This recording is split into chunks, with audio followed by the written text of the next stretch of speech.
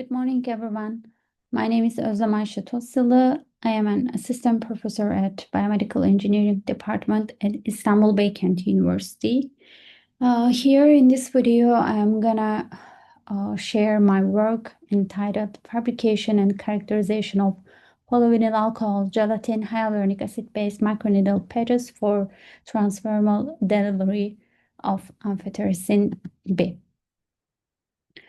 First, I am gonna briefly introduce the motivation behind this study.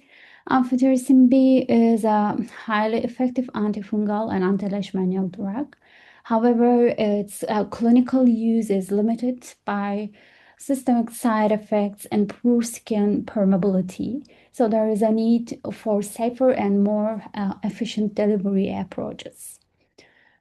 Here in this study, polymeric microneedle patches were developed as a minimally invasive strategy to enhance transdermal delivery, offering an effective alternative for amphotericin B administration. For this purpose, polyvinyl alcohol gelatin and the hyaluronic acid were selected to fabricate the microneedle patches. Here, these polymers were chosen for their complementary properties.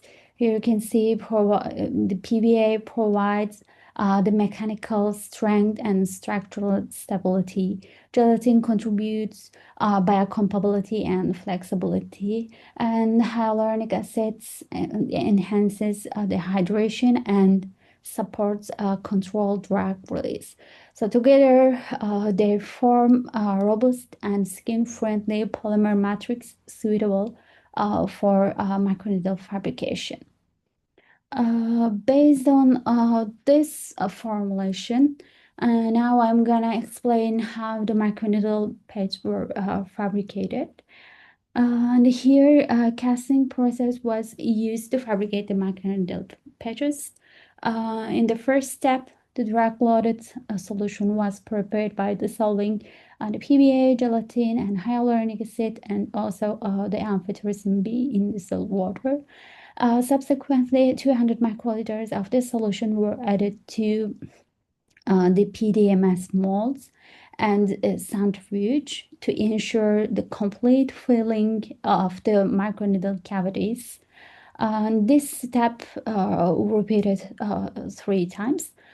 Finally, the field molds were incubated 24 hours to allow a complete drying. Also here, microneedle patches were blank microneedle patches were fabricated using the same procedure without the amphotericin B. After fabrication, the first step was to examine the morphology and dimensional accuracy of the microneedles.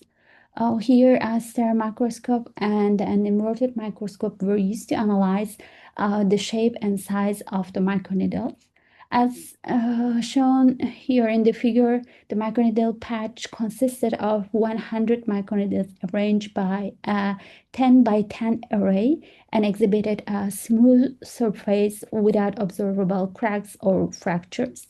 And the dimensions of the microneedles were measured using imagery. Here you can see the sharp pyramidal microneedles were successfully fabricated with an average height of 720 micrometers and the base width is about 196 micrometers. And here a slight shrinkage in microneedle dimensions was observed, and this can be attributed to water loss during the drying process. And after confirming the structural integrity of the microneedles, FTIR spectroscopy was used to analyze their chemical composition.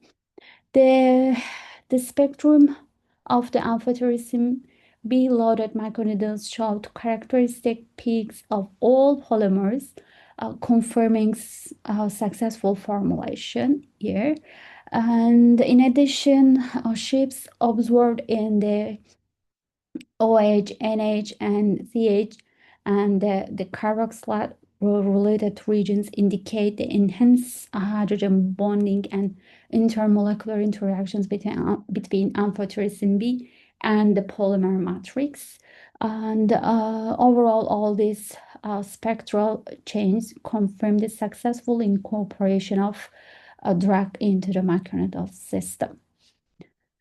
Following confirmation of successful drug incorporation, thermal stability was evaluated using thermogravimetric analysis. And here the blended microneedle formulation exhibited improved thermal stability compared to hyaluronic acid alone. And incorporation of amphotericin B further increased the decomposition temperature, indicating the drug polymer interactions that enhance matrix stability. And additionally, the low residual mass absorbed at 600 degrees Celsius confirms the formation of a thermally robust polymer network. Since adequate mechanical strength is critical for successful skin penetration, the insertion ability of the microneedles was evaluated in next using a perfume seeking mimicking model. So here the microneedle patches were manually pressed into 6 stacked paraffin layers for 30 seconds. After insertion, the layers were separated and examined under a sterile microscope to determine the number of microholes formed at each layer. Here you can clearly see that the microneedles efficiently penetrated up to 4 layers of parafilm, and 100% hole formation was observed up to a second layer, while approximately 85% holes were created in the third layer.